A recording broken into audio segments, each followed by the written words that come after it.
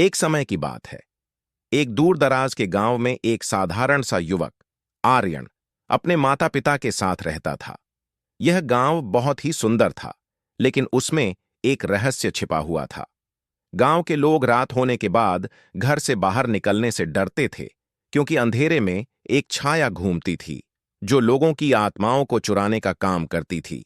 इसे काल रात कहा जाता था। गांव के बुजुर्गों ने बताया कि काल रात एक प्राचीन देवता का भूत था, जो एक बार गांव के लोगों द्वारा अपमानित हुआ था। उसकी शक्तियों का अपमान करने के बाद उसने इंतकाम लेने की ठानी। हर रात वह एक व्यक्ति की आत्मा को चुराता था, और जिस रात वह अंधेरे में अपना चुने हुए शिकार की तलाश करता था, उस रात गांव का वातावरण भयावह हो जाता था।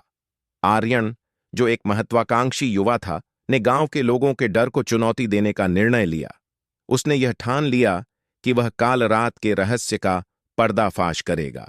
उसने अपने दोस्तों नेहा और रोहित को अपनी योजना में शामिल किया। तीनों ने तय किया कि वे रात के समय गांव के बाहर एक पुरानी खंडहर में रात बिताएंगे, जहां काल रात की शक्तियां सबसे अधिक होती हैं। जैसे ही रात का अंधेरा छाया, तीनों दोस्तों ने खंडहर में रात बिताने का साहसिक निर्णय लिया। कुछ ही समय में वातावरण में एक सन्नाटा छा गया। अचानक अंधेरे में एक गहरा सिसकने की आवाज सुनाई दी। नेहा और रोहित भयभीत हो गए, लेकिन आर्यन ने अपने डर को काबू में रखा। तभी अचानक एक विशाल छाया आर्यन के सामने प्रकट हुई। वह काल रात था, जिसकी आंखों में अद्भुत चमक थी। काल रात ने आर्यन से कहा, तुमने साहस दिखाया है, लेकिन क्या तुम जानते हो कि मेरी शक्तियां अनंत हैं? मैं केवल आत्माओं को नहीं, बल्कि तुम्हारी कमजोरियों को भी पहचान सकता हूं। आर्यन ने हिम्मत करके पूछा, तुम क्यों लोगों को परेशान करते हो? क्या तुम्हें ज्ञान की तलाश नहीं है?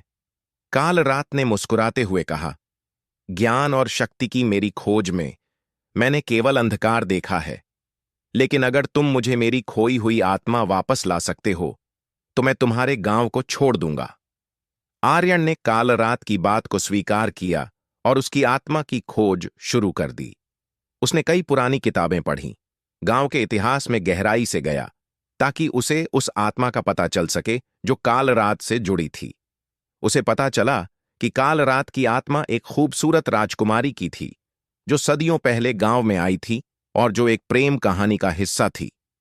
आर्यन ने एक प्राचीन ग्रंथ में एक मंत्र खोजा, जो काल रात की आत्मा को मुक्त कर सकता था।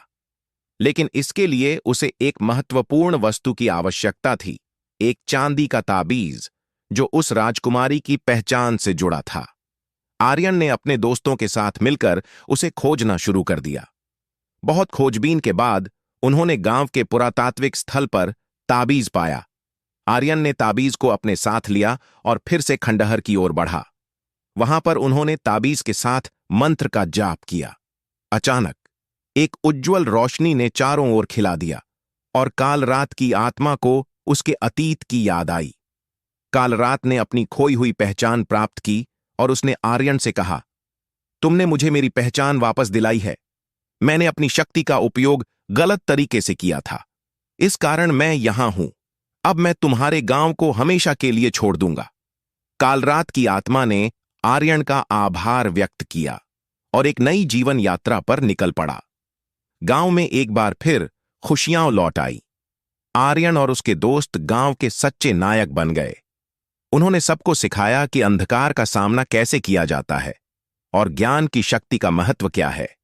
यह कहानी एक संदेश देती है कि भय से भागना नहीं चाहिए, बल्कि हर चुनौती का सामना करना चाहिए। ज्ञान और साहस के माध्यम से अंधेरे को भी पराजित किया जा सकता है।